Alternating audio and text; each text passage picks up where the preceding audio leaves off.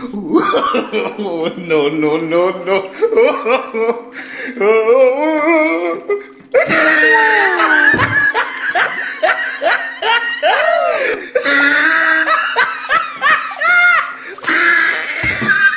Hello guys, another day, another vlog. I-upload ko lang po yung aming fishing in tandem ng aking kapatid. Nagaya po kasi siya ng mga isda sa ilog. Kasi po birthday niya. Pakibati naman po siya. Shoutout sa iyo Bitoy Serenada, happy birthday. Nagaya siya kasi kailangan daw niya ng pampulutan sa kanyang mga bisita.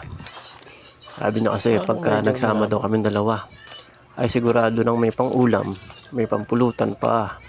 Sana all. Tiwala lang sa sarili. At dyan nga po, nakarating na po kami sa ilog dyan. Tignan po natin kung talagang makakahuli po kami ngayon o ano pa mangyayari sa amin ngayon. Dalago, ang laki. At dito nga po sa spot na to, dito po kami lagi dati nanguhuli. Lagi po kami nakakahuli dyan ng malalaki. Wow! Parang may nanisig nga. Diyan pa lang sa spot na yan, sulit na yung aming panghuli ng isda. Yan nga po, sinisimulan niya na pong umang ang aming dalang lambat. Pati ako po nag-umang na rin po ng lambat. Para po mabilis na po ang naghahabol po kami sa oras niya, baka abutan kami ng hapon. Baka may dumating na bisita siya. Wala pa kami sa bahay. At dyan nga guys, yung mga isda po dyan, napakalalaki po. Makahuli ka lang po ng isa o kaya ilang piraso, sulit na po yan. Talagang may pang-ulam na, may pampulutan pa. Diyan nga natapos na ang kanyang pag-umang ng lambat. Sinimulan na po naming manisid dyan. At yan nga po, nanisid na po ako. Yung una ko pong attempt na paninisid dyan, kada tira ko po ng isda, hindi po tinatablan kasi po napakalalaki po ng isda. Hindi na po siya tinatablan. Siguro po mga 3 kilo po isa ng isda. Kaya grabe. Abangan nyo na yung mga susunod na pangyayari kung ano yung mahuhuli ko. Tignan nyo po kung gaano kalaki.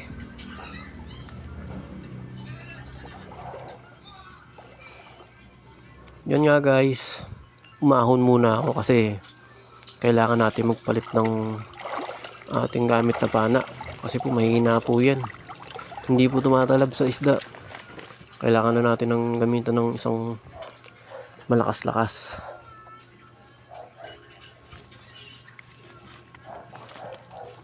Yung kapatid ko na yun po, naglalabo lang po yata yun. At yan nga guys Diyan ko po ginamit yung pana ko na 2 asa para pagka nakahukita uli ako ng isda ay sus, patay talaga.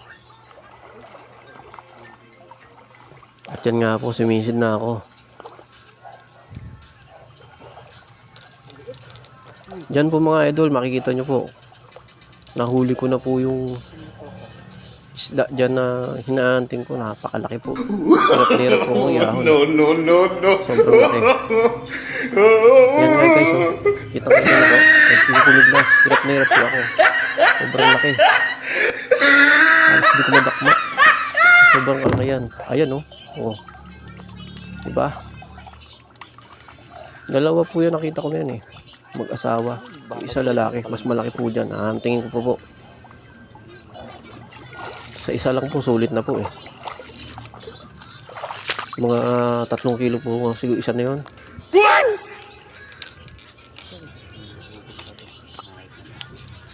Subukan natin hanapin pa yung asawa niya. Nababaliw niya asawa nung kasi nahuli ko na yung asawa niya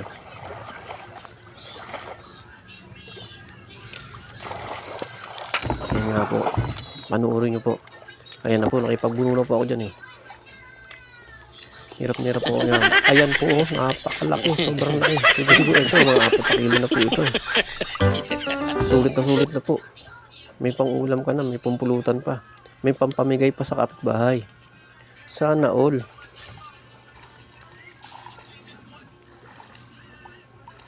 Diyan nga guys, ano na kami.